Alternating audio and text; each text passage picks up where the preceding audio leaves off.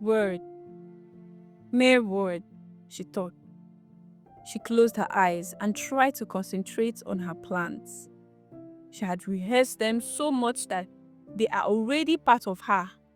But those words seemed to fill every space in her head, leaving a trail of silken string that immersed itself in her subconsciousness. She opened her eyes to see people standing and walking to the altar, and she tried to conjure up some sarcasm inside her. But there was nothing. All she had were those words from the big screen. She felt a dampness on her cheeks, and she lifted a finger to touch them. Tears. She hadn't cried since she saw the Bella Niger pictures. The choir burst into a new song that she had never heard, and before she knew it, she was out of her seat and walking towards the altar. By the time she realized herself, she was already halfway there. Why would people close their eyes during the altar call? She thought, her steps faltering. See them, with their eyes wide open, looking and judging. I can't do this, she concluded, and had turned back to go back when she caught sight of her aunt. She was kneeling. One arm was flung across her chest in a near hug where the other was raised in worship. And Twitter had smiled encouragingly. Her eyes glistened with tears, and Alero turned back, making her way resolutely to the altar. Therefore, if anyone is in Christ, he is a new creation. The old has passed away. Behold, the new has come. This is 2 Corinthians 5 verse 17.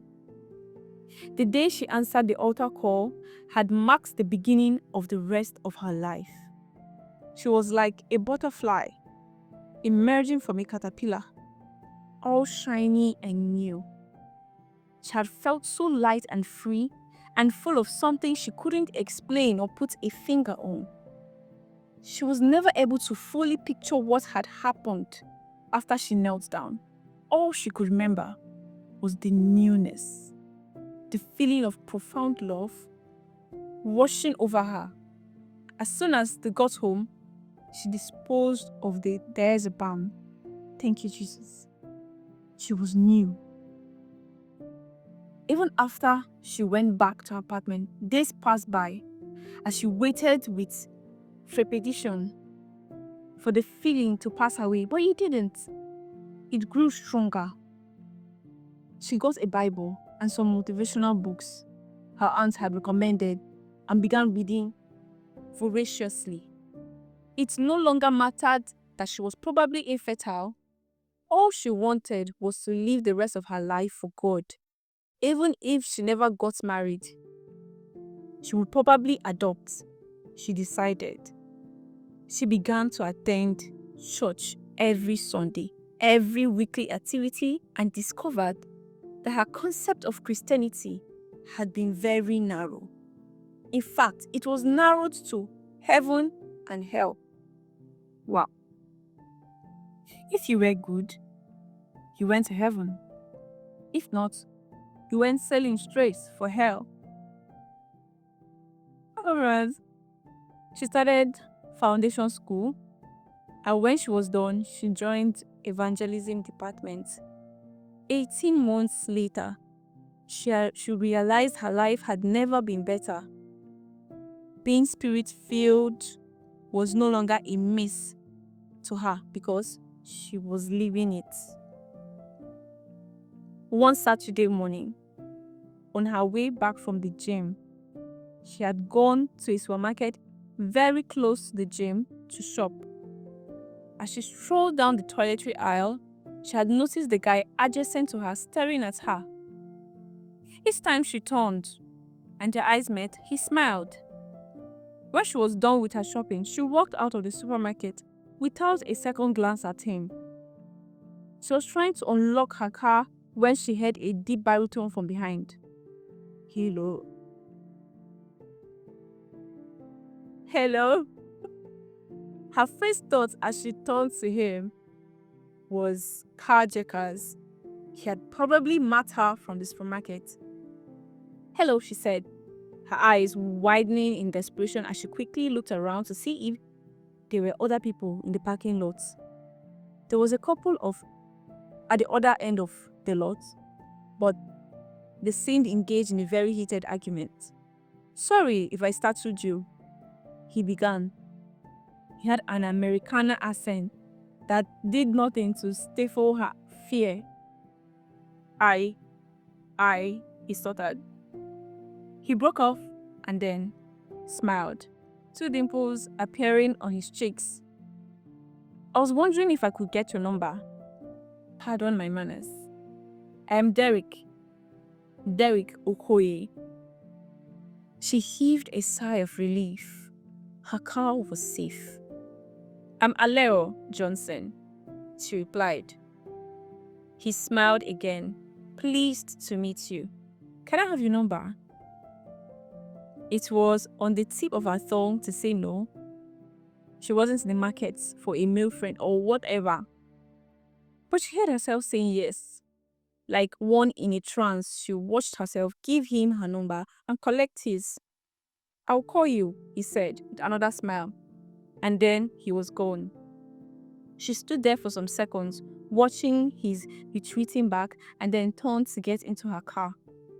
That evening, he called her and asked her out for dinner. She had church meetings, so she couldn't go. "Why?" he asked, sounding totally deflated. "I have to attend a meeting in church," she replied slowly, remembering when she used to have her Saturday evenings to herself. Not that she had any regrets. "That's great. Maybe I could pick you up from your house and then go to church together." "What?" I'm sure she was surprised. She asked, her voice echoing in disbelief. He laughed, a rich, ringing sound. "I'm sure you heard me. Send me your address. I will come pick you for church." Okay. It's a church meeting, she cut in. Like, church departmental meeting. You can't be there. I'll sit in a corner, almost invisible. And when you are done, we can go for dinner. Please. Her mind went back to when she used to attend church once or twice a month. But even those few times, Obinna had never offered to follow her. If he was in the apartment on a Sunday morning, he would opt to sleep in. At times, even convince her to stay put. She shook her head as if to get rid of the thoughts. It didn't matter if he wished to follow her to church. She had heard numerous stories of men who followed girls to church just to convince them that they were spirit-filled and ended up being worse than the devil himself. True. I mustn't allow myself to be hoodwinked, she advised herself. True to his words, he picked her up from her apartment and they went to church together. Derek Okoye was handsome, tall.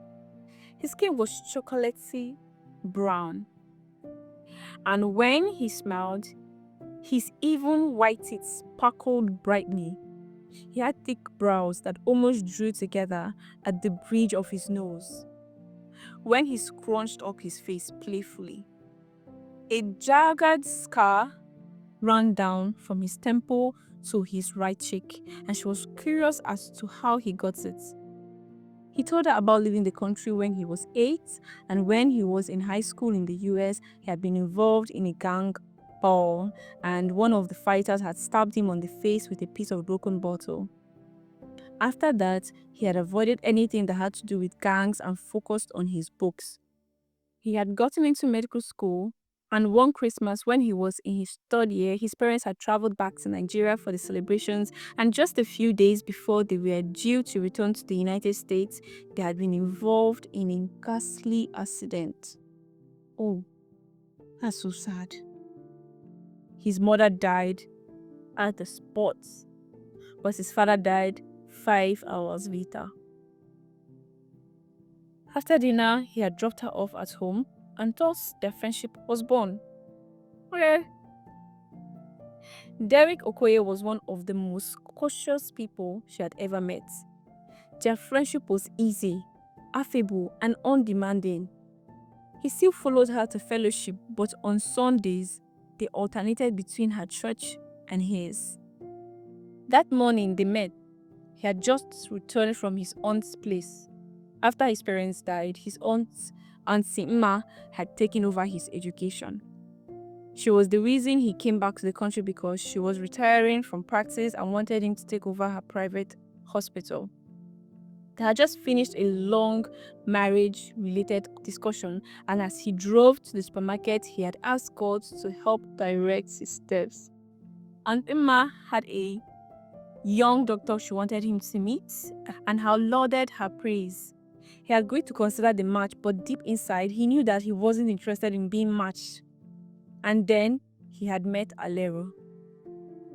There was something about her that had piqued his interest, a strong yearning to get to know her. And now, 4 months later, he was deeply convinced that she was the one. Alero Johnson, he said, dropping to his knees in the toiletry aisle of the next supermarket where they had met.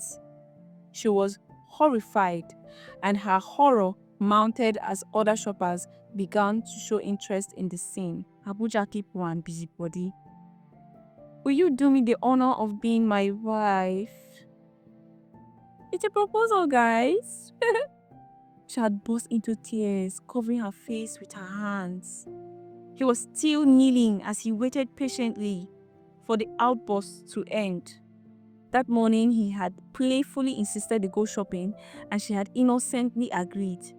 If only she had known his plans, she would have found a way to avoid the about to ensue debacle. She peeped through her fingers and saw him still kneeling. The very beautiful engagement ring catching the lights, she sobbed even harder. Please, let's leave this place, she sobbed. He hesitated, trying to understand her reaction. Then he pocketed the ring and nodded. Taking her hands, he led her out of the supermarket amidst the hushed murmurs of the onlookers who were sad that their free show had been cut short. Well, as they walked out, some boldly took pictures of them with their phones. Nigerians are busybody. 5 and 6. Moving on.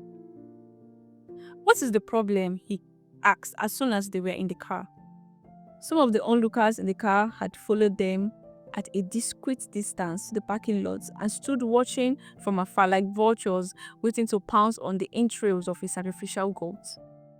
She was sure that later that day, bloggers would probably carry her story. Lady burst into tears as her boyfriend proposes. Typical. We can't get married, she blurted out, still crying. Why? I can't get pregnant. Oh.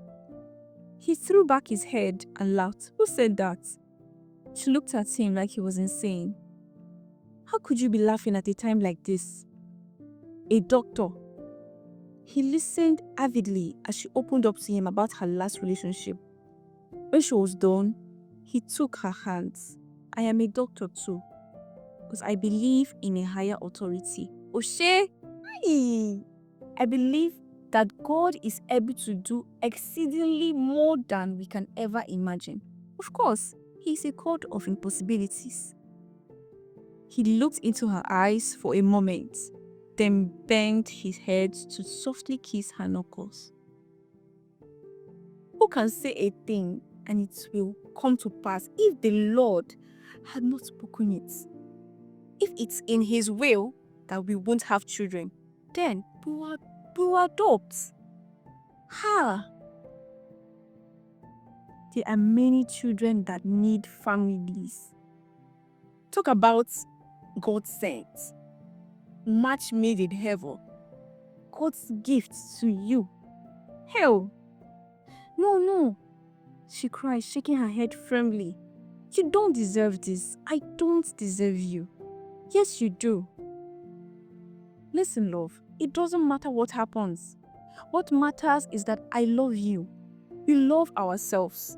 And we have God on our side. He waited patiently for her tears to subside as she burst into a fresh barrage of weeping. Even me, I will cry. Hell, I need to pray about this, she said, after she had calmed down. Just give me a week. She took the matter to her pastor and Aunt Rita, and together they had fasted and prayed. A week later, she accepted his proposal. Glory be to God.